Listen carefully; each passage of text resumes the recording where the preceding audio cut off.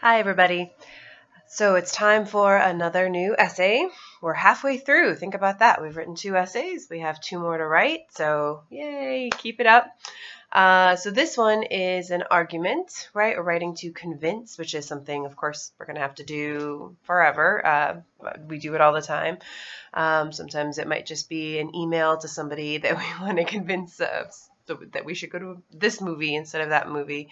But it could also be something at work where you're trying to argue that we should pick this product over that product or do something one way or instead of the other. And then, of course, in school, you're going to be writing arguments where you have to pick a position on an issue and then defend with that position.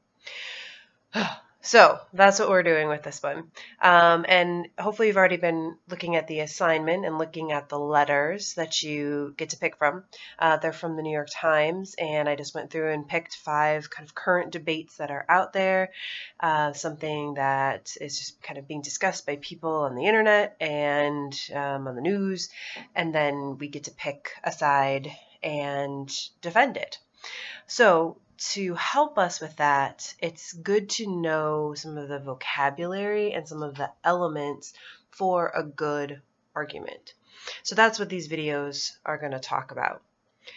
You should see your note sheets. There's a sheet there for you to take notes, and so you can kind of write down some of the things that we talk about in this video.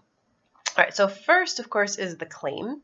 Now, hopefully that sounds familiar to you, right? We should know hopefully what a claim is, but if in case we don't, right, that is your opinion, right? That's the thing that you are claiming is true, is the right course of action, is whatever it is that you're trying to argue. So it's the main point, and as we know, the main point in an essay is also called a thesis, right? So basically your claim is your thesis, right? Main point.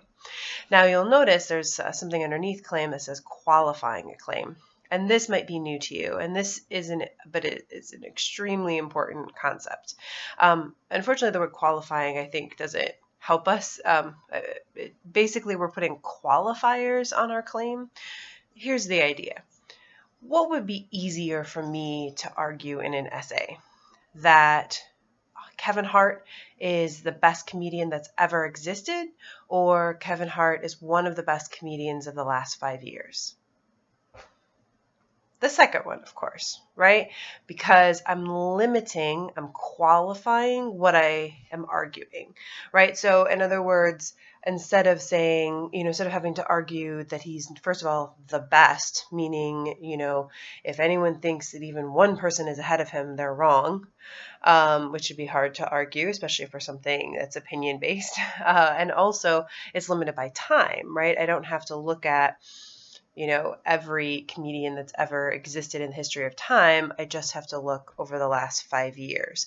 I am much more likely to convince my audience that he's one of the top 5 just from the last few years than I am to convince them that he's the best of all time.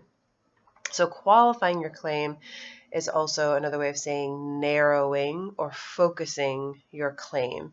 And we think of it focusing it by things like time, by things like group, right? Like what's the, what are we comparing it against, right? Being specific with that.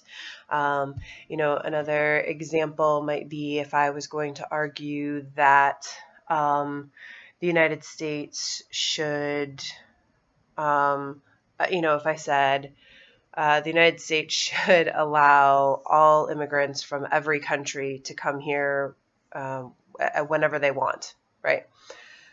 That might be a hard thing to convince a lot of people of. I mean, even if I believe that that's true, it would be difficult, right?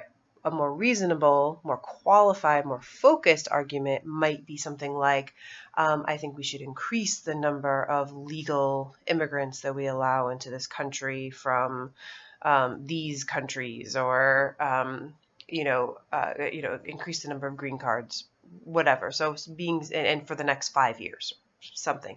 So being specific, right, with time, being specific with who, right, and just giving a more specific focus. So that, I would say in general, that's the issue with topic choice. Sometimes it's frustrating when we don't get to pick our own topics.